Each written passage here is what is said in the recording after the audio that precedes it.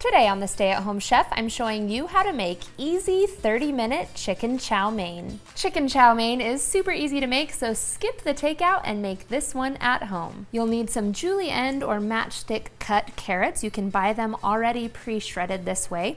You'll also need some sliced green onion and half a head of thinly sliced or shredded cabbage. And you can use either green or red cabbage for this. You'll also need some diced chicken, and I like to cube that into little 1-inch pieces. This is a stir fry, and stir fries cook really fast, so it's important that you prep all of your ingredients before you start cooking. Next, we'll put together our sauce, which starts with a 1/4 cup of oyster sauce, and you can find this in the Asian section of your grocery store. To that, we'll add 3 tablespoons of soy sauce, 1 teaspoon of sesame oil, and then 1 tablespoon of cornstarch.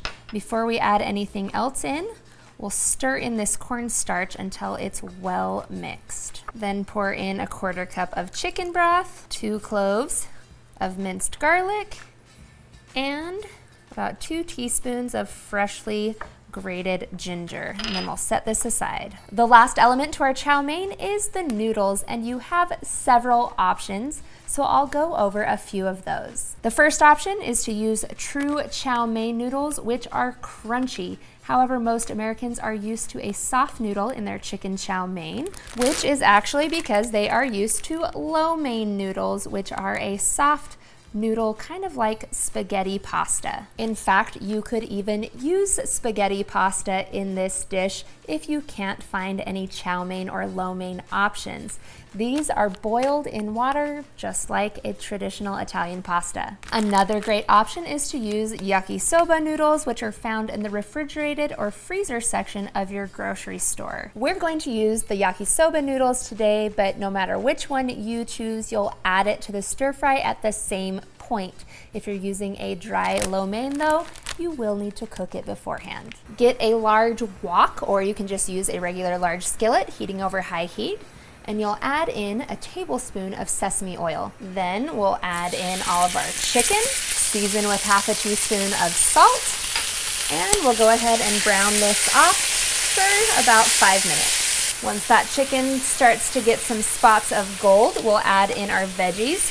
So we'll add in the cabbage and the carrots and continue cooking until the vegetables are soft and the chicken is fully cooked through, which will take another 5 to 7 minutes. Now, once those veggies are soft, you'll want to pour in that sauce we mixed together earlier. And we're gonna toss this together and let the sauce cook for just about 2 minutes. All that's left to do is add in our noodles, and these yakisoba are really easy.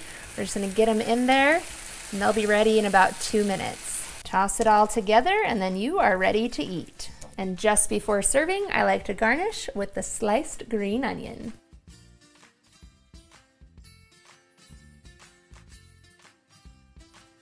Thanks for watching. You can find the full written recipe in the video description. Be sure to subscribe, like, and follow, and check out the rest of my videos, where you can find hundreds of restaurant quality recipes you can easily make at home. See you later.